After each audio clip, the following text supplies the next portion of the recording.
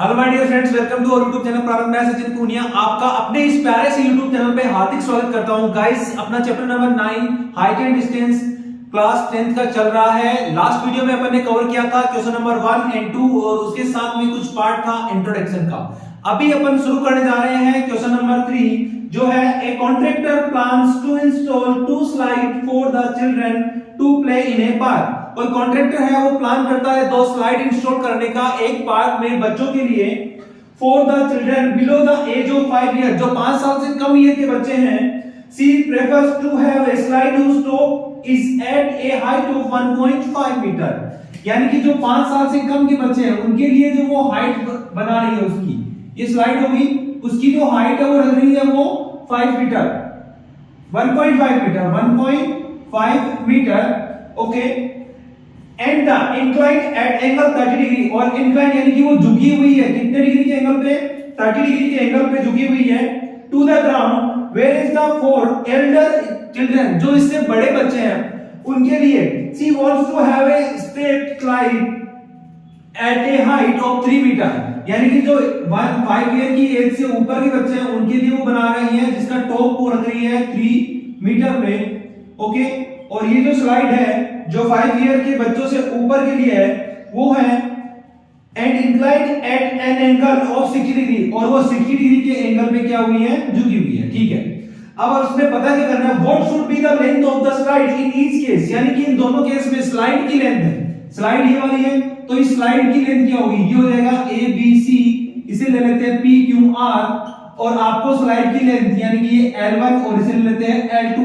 तो आपको इन दोनों केस में L1 और L2 पता करना है, जिसके लिए मैंने आपको एक इंपॉर्टेंट फॉर्मूला बताया था, पंडित बद्री प्रसाद हर हर बोले। आपको इस वाले क्वेश्चन में क्या, इस वाले पूरे चैप्टर में ही सिर्फ और सिर्फ यही फॉर्मूला यूज करना है। इसके अलावा आपको जो ट्रिग्नोमेट्रिक फंक्शंस हैं, sine cos tan sec cosec और कोट, उनकी जो वैल्यूज हैं 0 डिग्री 30 डिग्री 45 डिग्री 60 डिग्री और 90 डिग्री की, उसकी वो वैल्यू आपको पता होनी चाहिए। इसके अलावा ये फॉर्मूला और वो वैल्यू अगर आपको पता है, इसके अलावा जो परपेंडिकुलर और वो जो बेस है वो थीटा पे कैसे डिपेंड होता है वो पता होना चाहिए। और इसके अलावा एक चीज और है, वो ये है कि 90 डिग्री के सामने की जो साइड होगी वो हाइपोटेन्यूस होगी। तो हाइपोटेन्यूस राइट एंगल ट्रायंगल में फिक्स होता है, बट परपेंडिकुलर और बेस जो है वो थीटा के अकॉर्डिंग मूव करता है। जहां थीटा होता है उसके सामने वाली साइड क्या होती है, परपेंडिकुलर, और जो बची हुई साइड रह जाएगी उसे अपन बोल देंगे बेस। तो यहाँ पे थीटा है 30 डिग्री, सी के सामने की साइड है 1.5 यानी कि AB, इसे अपन ले लेंगे परपेंडिकुलर, और 90 डिग्री यहाँ पे है तो इसके सामने क्या होता है अपने पास, हाइपोटेन्यूस। ओके, सेम यहाँ भी होगा हाइपोटेन्यूस और इसे बोलेंगे परपेंडिकुलर, नीचे ये हो जाएगा बेस।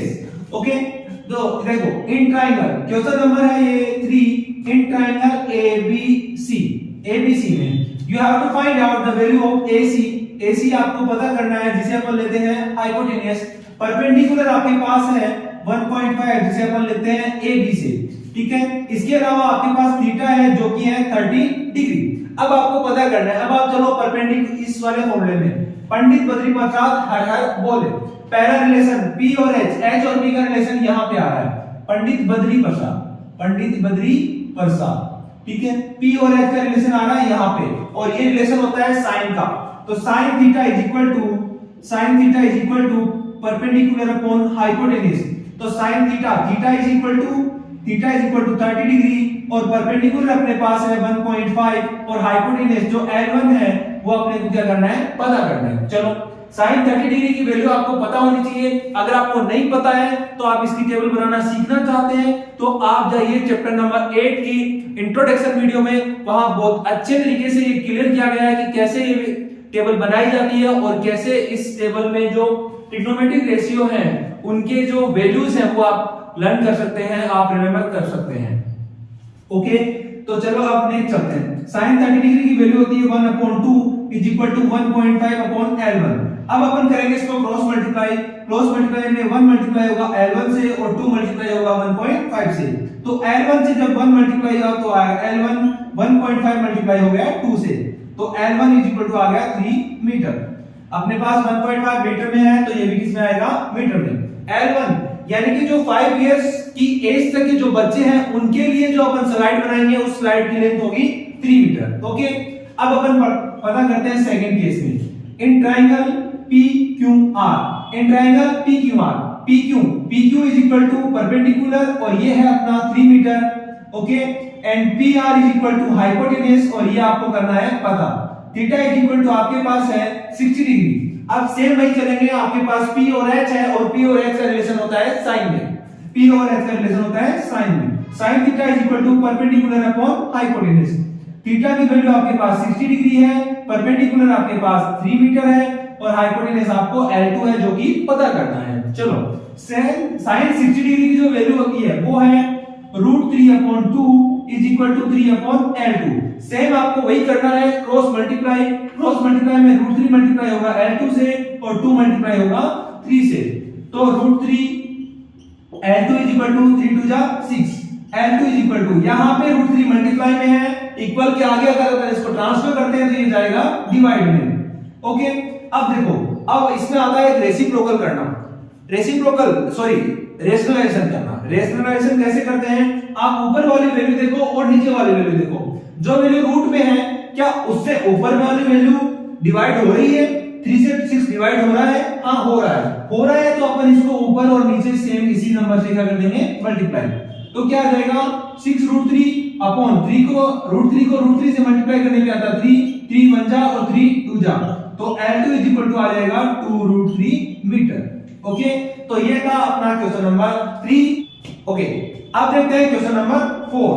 क्वेश्चन नंबर 4 में क्या है वो देखते हैं। इसमें ज्यादा इंपॉर्टेंट जो पार्ट है वो है आपका ये पंडित बद्री प्रसाद वाला फॉर्मूला, और इसके अलावा जो ट्रिग्नोमेट्रिक रेशियोज की जो टेबल है उसमें उसकी जो वैल्यूज है वो आपको अच्छे से पता हो तो आप इस चैप्टर को इजीली सोल्व कर सकते हैं। और इसके अलावा जो सबसे ज्यादा इंपॉर्टेंट चीज है वो है आपका डायग्राम। अगर आपने क्वेश्चन को रीड करके अच्छे से अंडरस्टैंड करके डायग्राम बना लिया तो आप इजीली उसको सोल्व कर सकते हैं।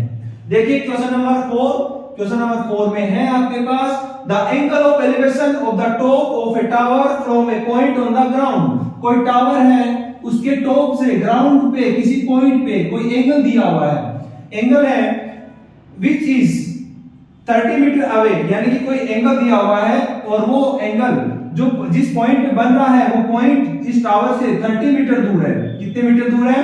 30 मीटर दूर है। देखो इसने क्या बोला, the angle of elevation of the top of a tower, तो टावर के टॉप से, ठीक है, from a point on the ground, ground पे किसी पॉइंट पे, विच इज 30 मीटर अवे, जो कि 30 मीटर दूर है, किससे? इस टावर से, from the foot of the tower, tower के फुट से, इस 30 डिग्री, कितने डिग्री का एंगल है? 30 डिग्री का एंगल है। ओके, अब आगे देखो, find the height of the tower, tower की हाइट आपको पता करनी है, h आपको पता करनी है, a b और c। हो गया? अब देखिए in triangle a b and c perpendicular, theta ये रहा तो थीटा के सामने वाली साइड क्या हो जाएगी? परपेंडिकुलर इज इक्वल टू आपके पास AB है जिसे अपन ने लिया है H, और उसके साथ में ये वाली साइड हाइपोटेन्यूज है तो नीचे बची हुई साइड क्या है? Base is equal to BC है जिसको है 30 डिग्री 30 मीटर सॉरी। ओके, और theta is equal to 30 degree. Same formula Pandit Badri Prasad हर बोले, ठीक है। परपेंडिकुलर और बेस आया है और परपेंडिकुलर और बेस का रिलेशन आता है 10 में, तो क्या आ जाएगा? tan theta is equal to perpendicular upon base. tan theta is equal to होता है 30 डिग्री, परपेंडिकुलर है अपने पास h और बेस अपने पास 30। tan 30 की वैल्यू कितनी होती है? 1/√3, 1/√3 is equal to h upon 30। Cross multiply करेंगे तो 30 मल्टीप्लाई होगा 1 से, √3 मल्टीप्लाई होगा h से, तो √3h is equal to 30, h is equal to 30/√3। अब सेम वही देखेंगे, 30 डिवाइड हो रहा है 3 से तो क्या कर देंगे? रेशनलाइजेशन, √3/√3, तो 30√3/3, 3 1 जा 3 10 जा, तो h इज इक्वल टू क्या आ जाएगा? 10√3। तो ये था अपना क्वेश्चन नंबर 4 का आंसर क्या आया? 10√3, यानी कि वो जो टावर है उसकी हाइट कितनी होगी? 10√3 होगी। अब देखते हैं अपन क्वेश्चन नंबर 5 में क्या है? A kite is flying at the height of the 60 metre, कोई काइट पतंग उड़ रहा है 60 मीटर की हाइट पे। चलो बना लेते हैं। यहाँ पे सपोज दैट ये हाइट है 60 मीटर और इस हाइट पे एक पतंग उड़ रहा है। Okay, the string attached to the kite is temporary tied to a point on the ground, यानी कि इस स्ट्रिंग यानी इसकी जो डोर है वो ग्राउंड पे किसी एक पॉइंट से टेम्परेरी बंधी हुई है। Okay, the inclination of the string with the ground is 60 degree, यानी कि जो एंगल बन रहा है इस स्ट्रिंग का ग्राउंड के साथ वो है 60 डिग्री पे।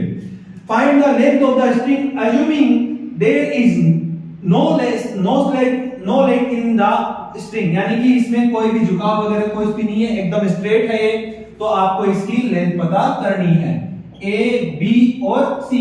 तो ये है हाइपोटेन्यूज और ये है परपेंडिकुलर, क्योंकि थीटा के सामने क्या होता है परपेंडिकुलर। और ये क्वेश्चन नंबर है 5 है। अब चलो in triangle A B C में परपेंडिकुलर आपके पास है A B is equal to 60 meter और हाइपोटेन्यूज आपके पास एल है जो कि आपको पता करना है। ओके, चलो थीटा इज इक्वल टू आपके पास है 60 degree.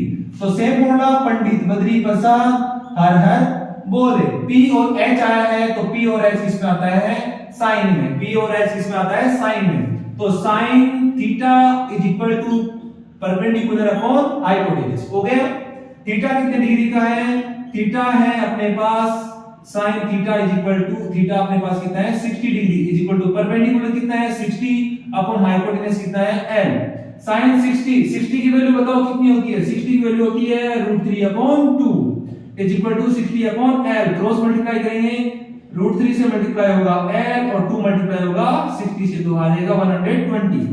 l is equal to 120 upon √3 rational यानी कि 3 ये 120 है, ये जो 120 है ये 3 से क्या हो रहा है डिवाइड हो रहा है, तो अपन इसको कर देंगे मल्टीप्लाई।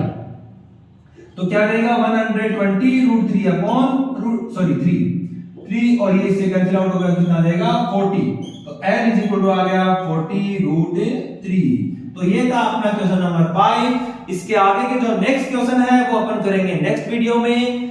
आज से आपकी एग्जाम में स्टार्ट हो रही है, तो उसके लिए best of luck. Thank you so much guys for giving your time and ज्यादा से ज्यादा हार्ड वर्क करें और एग्जाम में अच्छे से अच्छा स्कोर करें। Thank you so much.